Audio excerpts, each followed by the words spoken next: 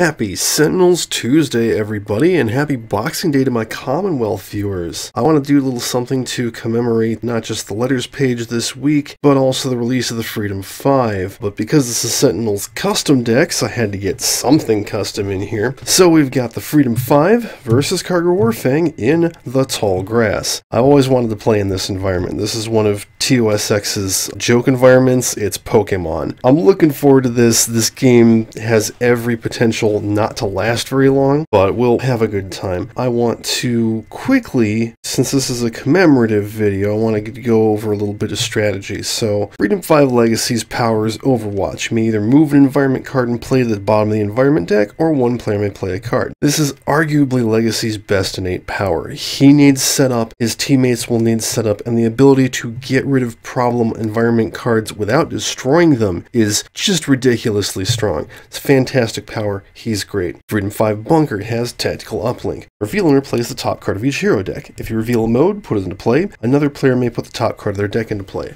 Again, a fucking fantastic power. This turns Bunker, who is on the short list of worst heroes for, just about everybody, into one of the best support characters in the game. You'll often find yourself getting set up and then never wanting to use your weapons because this power is so good. Freedom 5 Tachyon. Blitz. Tachyon deals a target 1 melee damage. You may move a burst card from your trash to the bottom of your deck. If you do, use this power again now. This power is best used with a damage increase. So pairing her with Legacy, not a bad idea. That said, I find it to be not that great. If there's any damage reduction, it's completely useless. It does change her playstyle, by which I mean your Lightspeed Barrages and your Sonic Vortexes are less likely to be useful. Now that said, I've discovered that you can use Research Grant with this and slowly fill your trash with burst cards and then go, okay, I'm going to play Lightspeed Barrage, and then I'm going to blitz all of my burst cards out of my trash. That's a viable situation. She is, however, my least favorite Tachyon. Freedom 5 Absolute Zero gets Pilot Light. Absolute Zero deals himself 2 fire damage. If he takes damage this way, search your deck for an ongoing card and put it into play, shuffle your deck. Amazing power. Number 1, you get to deal damage if you have the Isothermic Transducer out. Number 2, just getting ongoings out of your deck. That's fantastic. You can get your Cold Snap, you can get your Impales, you can get Thermal Shockwave if you want to switch powers. It won't help you get any equipment cards into play, but it's still really awesome. And lastly, Freedom 5 Wraith has Clandestine Funding. Draw a card. Until the end of your next turn, whenever you draw a card, you may discard a card. If you do, another player draws a card. I've never found this power to be all that great, for all that I think she has the most hit points of any Wraith variant, but that said, she does have a lot of card draw. And if you've got somebody like Bunker who uses up a lot of cards, Omni Cannon or Gatling Gun, things like that, you can help keep their hands full. Strategies for Kaargra Warfang, in case you haven't played her yet. She's, I should say, one of my favorite villains. Most people think that she's really powerful, like really hard to beat, and that's because her playstyle is so different. Start of the game, put Kaargra Warfang's villain character card in play, Bloodsworn Master side up. Notice that she doesn't have any hit points, she's not a target. Put the Bloodsworn Coliseum card in the center of the play area, it's actually over on the right there. Shuffle all the title cards to make the title deck, put it below the Bloodsworn Coliseum card, it's actually to the right of that.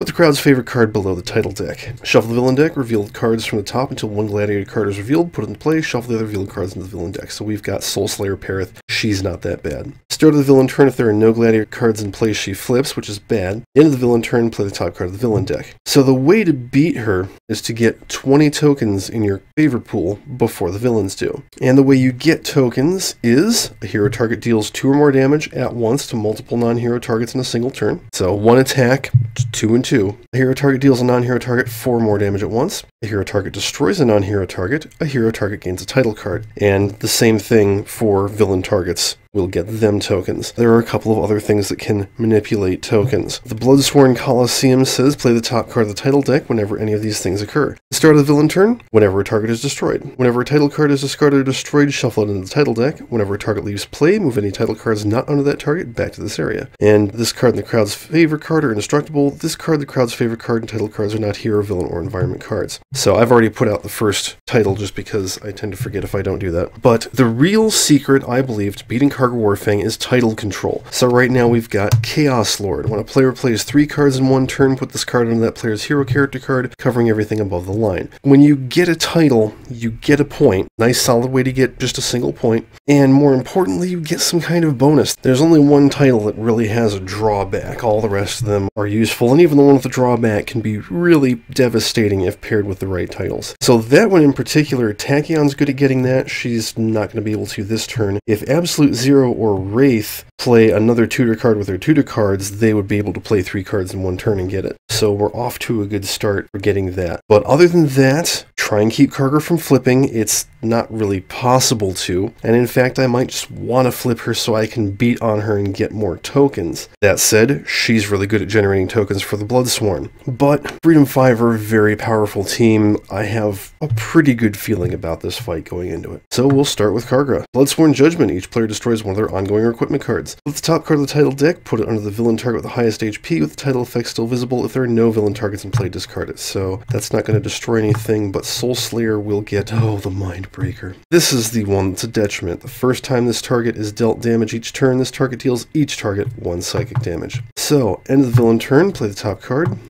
Dim Karn the Fearless, that's good. He's not too bad either. She deals the non-villain target with the lowest HP 2 infernal damage, that's Tachyon. And he deals the 2 hero targets the highest HP 3 lightning damage each. That would be Legacy and Bunker. And since he did 2 damage to 2 targets, that gets them a token. I really do like playing this on the video game. Number 1, because you have that cool crowd effect in the background. Number 2, because I'm going to drive myself crazy trying to keep track of everything. At least I don't have to worry about Mindbreaker right now. So we're going to start with a back fist strike. Normally a takedown would be very good, and if Kaargra flips, I'm definitely going to want to play that. However, I want to be able to do damage, so we're going to go ahead and hit Dim Karn. That was 4 damage, so that gets us a point. And then I'm going to use Overwatch to play the auxiliary power supply out from Bunker and draw a card. Bunker will destroy auxiliary power supply, the grenade launcher, so he gets to use an extra power. So we're gonna do something really dumb. Grenade launcher.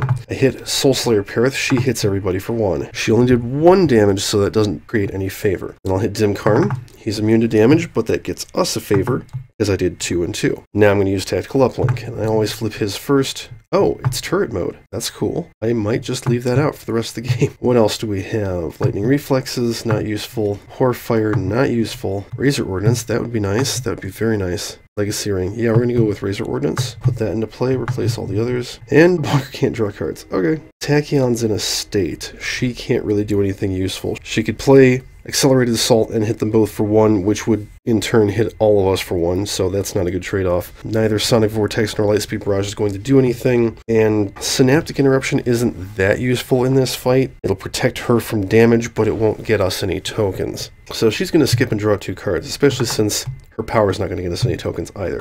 That's not any better. Onboard module installation. Darn. Did not get a second onboard module installation, so I won't be able to hit Chaos Lord, but that's fine. Put out the Isothermic Transducer. He'll deal himself 2 damage and hit, let's say, Dim Karn. So he's immune to damage now. And because I took damage, I can search for an ongoing. We will get Cold Snap. Alright, Impromptu Invention. Let's hope for another one. Nope. So I'm going to search for a micro-targeting computer. Shuffle, and then I get to play a card, and that will be the Utility Belt. Go figure. And yeah, that doesn't count as 3 cards played because the micro-targeting computer was put into play. So, 5 damage to Dim Karn, which gets us a point because I dealt 4 damage in attack, and a point because I killed a non-hero target. And then I'll use Clandestine Funding. She'll draw, and then she draws again at the end of her turn. And I'm going to discard Smoke Bombs so Tachyon can draw a card. It's not my favorite power to use, but it does have some effects. So, let's see what's lurking in the tall grass. A Burning Mare. Increase cold damage dealt to this card by 1, reduce toxic damage dealt to this card by 1. So you got your standard Pokemon type charts going on here. Whenever a hero card is drawn, this card deals the target other than itself with the lowest HP 1 fire damage. Ouch. That kind of sucks. Well, start of the villain turn, flip a title Unbreakable. After a target is dealt 6 or more damage in 1 turn, put this card onto that target, covering everything above this line. Oh boy. Kaargra plays. Provocator Tarnus. That's really unfortunate because he's very likely to get unbreakable. End of the villain turn. Fickle Fans. Remove H tokens from the favor pool with the most tokens, the favor pool with the fewest tokens. So we lose everything, and they get 4. Oof. She hits the lowest for 2, and I think he just hits the highest for 2. Yeah, so he'll hit Legacy. Alright. Now I'm going to put out Superhuman Durability for the hell of it. And I think I'm going to throw the Burning Mare on the bottom of the deck, because that could be bad. Draw a card.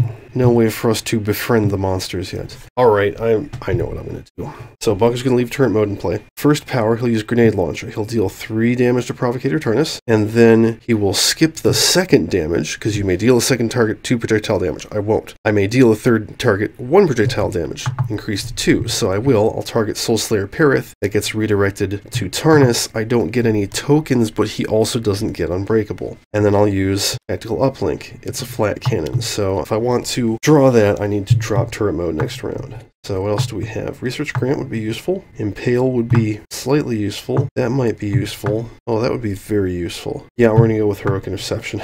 He hits himself for 3. And then Bunker doesn't draw any cards. Okay. Man, Tachyon really doesn't have much to do. Okay, I'm going to play Lightning Reflexes, Accelerated Assault, which will hit Tarnus for 1, and then 1 for Soulslayer Perith, which means she gets a burst card. My second play will be Sonic Vortex, and I'll hit Provocator Tarnus. He's kind of worth just killing regardless of how many tokens you get. 3. Okay, so I'm going to take that Accelerated Assault, drop it under my deck, and blitz him for 2. And yes, that's 1 and 1. Important to keep track. But that means he only took 5 damage, so he doesn't get unbreakable. And she draws a card. Alright. Absolute Zero is going to hit him for 1 and 1 because he redirects. I will put out the Null Point Calibration unit. Now see, at this point, I'm already at the point where Pilot Light's not going to get me anything terribly useful. He can't use Pilot Light. Shit, never mind. Alright, so he's going to play that and skip his power. There are downsides to these things. Infrared Eyepiece. This is important. Go ahead and use that first.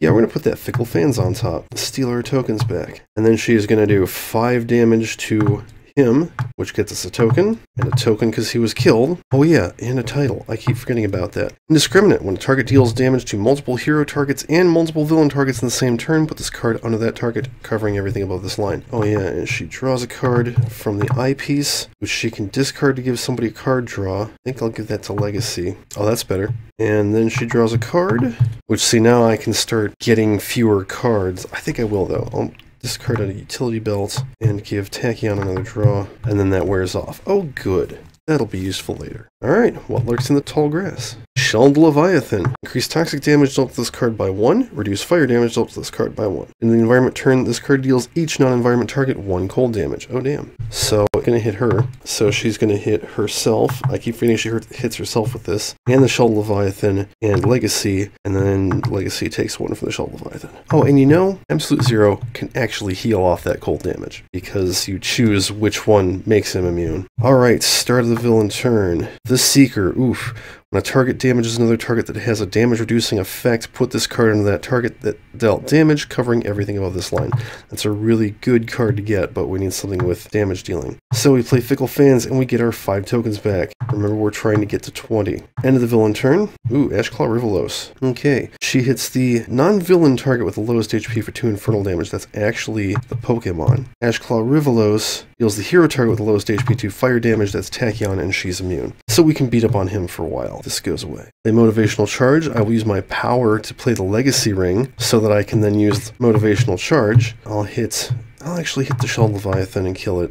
And we get a token and everybody heals 1. Alright, I'm going to let turret mode go away. Skip my play, and I think we'll do Tactical Uplink. Grappling Hook, not useful. Crossbound Drain would be nice. Let's be Barrage, not useful. We already know that's a flat cannon. Inspiring Presence, that's going into play. Now we can see some fireworks. Okay, it's worth noting that the next time Soulslayer Perith gets hit, she's going to get the Indiscriminate, because she's going to hit everything for 1. Speaking of which, Absolute Zero deals 2 to him and 2 to her, getting us a token, and then she hits everybody for 1. We're going to hit all the heroes first, and then she hits a villain target, and she becomes Indiscriminate, which means she has a +1, and I think I forgot to give her a point for actually getting the Mindbreaker too. We're going to be fair about this.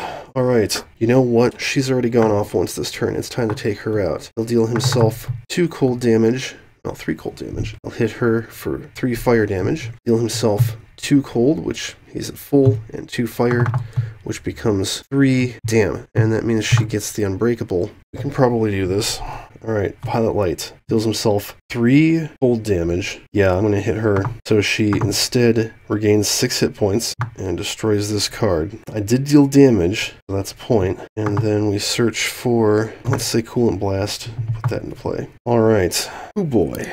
Oh, here we go. Here's an easy way to get rid of her. Throat Jab. Hit her for 3. She can't do Mindbreaker. And then for my first trick, Razor Ordnance, kill her, which gets us a point and a title. Stonejaw. When a target enters play, put this card under that target. That'll be a Pokemon. These do not get destroyed, they just go back over here, and that's it. And then Infrared Eyepiece. Yeah, we'll get another Gladiator. See if we can do this without having Kaargra come out. And she draws 2 cards. Oh, good, Throwing Knives. Hey, it's a Fire Salamander. It becomes Stonejaw, which means it has 1 damage reduction. That'll be fun. Increase cold damage dealt to this card by 1. Reduce toxic damage dealt to this card by 1. So toxic is grass, and cold is water. In the environment turn, this card deals the non-environment target with the highest HP 3 fire damage. That is actually Wraith. Okay, now I need to start keeping track of shit for Mindbreaker. Title. Reckless. Oh, excellent. Absolute Zero can get play. Trigon Rex. Oh yeah, who saw that coming? End of the villain turn. Ooh, Bloodsworn Judgment. Each player destroys one of their ongoing or equipment cards. Okay, and Trigon Rex gets the living weapon. Increased damage dealt by this hero's innate power by 2, so that does nothing, although it does get them a point. Ashclaw Rivalos hits Tachyon for 2, and she cannot deal damage. Trigon Rex, oh dear. Going to deal the 3 hero targets with the highest HP, 2 fire, 1 fire, 1 cold, and 1 toxic damage. So, and I should note that this is not going to get them any tokens because it's 1, 1, and 1, and not 3. Bunker, Wraith, and Absolute Zero.